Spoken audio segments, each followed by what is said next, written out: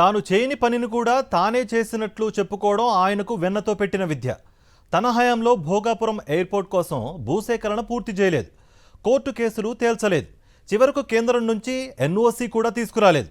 అయినా భోగాపురం ఎయిర్పోర్ట్ను కట్టేశామంటూ డప్పులు కొట్టుకోవడం ఒక్క చంద్రబాబుకే చెల్లుతోందనే విమర్శలు వెల్లువెత్తుతున్నాయి.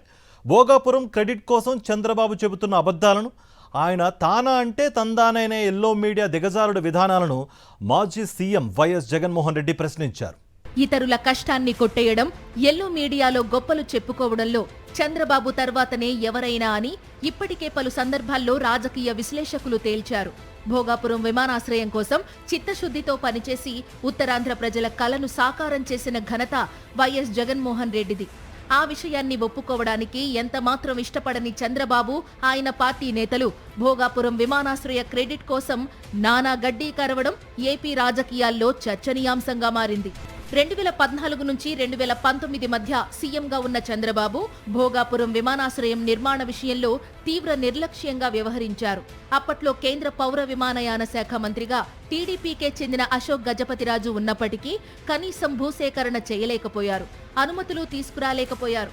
2019లో అధికారంలోకి వచ్చిన వైఎస్ జగన్మోహన్ రెడ్డి భోగాపురం విమానాశ్రయ నిర్మాణాన్ని ప్రతిష్టాత్మకంగా తీసుకున్నారు. 139 కేసులు పెండింగ్ లో ఉంటే వాటిని పరిష్కరింపచేశారు. అనంతరం భూసేకరణ చేసి నిర్వాసితులకు పరిహారం అందించి పునరావాసం కల్పించారు. అన్ని అనుమతులు తీసుకొచ్చి విమానాశ్రయం నిర్మాణానికి శంకుస్థాపన చేశారు. ఈ పనులన్నీ వైఎస్ జగన్ చేస్తే ఆ విషయాన్ని ఒప్పుకోవడానికి చంద్రబాబుకు అహం అడ్డొచ్చింది. భోగాపురం విమానాశ్రయాన్ని సాధ్యం చేసింది తానేనని అబద్ధాలు చెప్పుకోవడం మొదలుపెట్టారు. ఈ నేపథ్యంలో బాబు తీరును, ఆయన క్రెడిట్ చోరీ తత్వాన్ని, దిగజారుడు రాజకీయాలను మాజీ ముఖ్యమంత్రి వైఎస్ జగన్మోహన్ రెడ్డి నిలదీశారు. చంద్రబాబు నాయుడు గారు ఏమంటాడు? క్రెడిట్ చోరీ. తాను తన సివిల్ ఏవియేషన్ మినిస్టరు, వీళ్ళ వల్లనే వచ్చిందన్నట్టుగా బిల్డప్. అది వీళ్ళు ఏం చేసినారు? అది వీళ్ళు ఏమైనా చేసినారా? ఒక పర్మిషన్ తెచ్చినారా? ల్యాండ్ అక్విజిషన్ చేసినారా? కనీసం జరగాల్సిన పనులన్నా చేయించినారా? కనీసము చంద్రబాబు నాయుడు గారి మనస్తత్వం ఎలా ఉంటుందని అంటే క్రెడిట్ వితౌట్ కాంట్రిబ్యూషన్. అది చంద్రబాబు నాయుడు గారి మనస్తత్వం.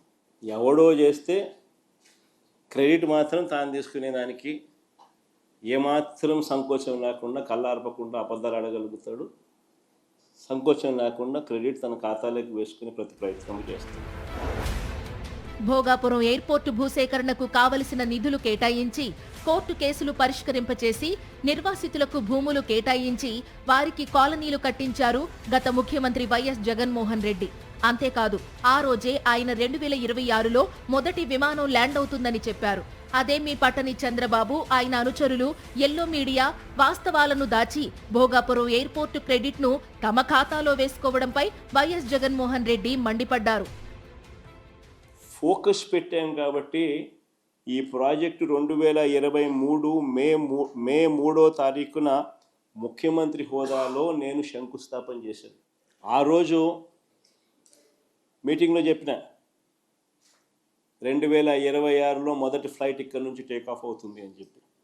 అంతేకాదు, ఎయిర్పోర్ట్ ఒక వైపున కడతా ఉన్నప్పుడు ఎయిర్పోర్ట్ కనెక్టివిటీ రోడ్డు కూడా ఈక్వల్లీ ఇంపార్టెంట్. దాని గురించి కూడా అప్పట్లో మేము ఆలోచన చేసినాం.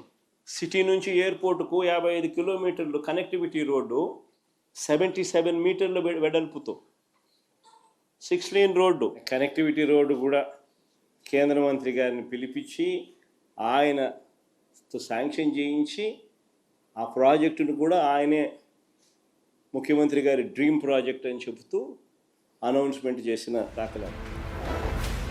భోగాపురం ఎయిర్పోర్టు నిర్మాణం కోసం తన పాలనలో వైఎస్ జగన్మోహన్ రెడ్డి శక్తి వంచన లేకుండా చిత్తశుద్ధితో కృషి చేశారు.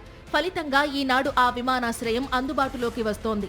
అయితే క్రెడిట్ను తన ఖాతాలో వేసుకునేందుకు చంద్రబాబు ఎల్లో మీడియాను, టీడీపీ సోషల్ మీడియాను విరివిగా వాడుతుండడంపై కూటమి పార్టీల నేతలు సైతం ఆశ్చర్యపోతున్నట్టు చర్చ జరుగుతోంది. చంద్రబాబు తన అనుకూల మీడియాతో ఎంత డబ్బా కొట్టించుకున్నా ఎయిర్పోర్టు నిర్మాణాన్ని చిత్తశుద్ధితో కృషి చేసింది వైఎస్ జగనేనని రాష్ట్ర ప్రజలు ఇప్పటికే తెలుసుకున్నారు.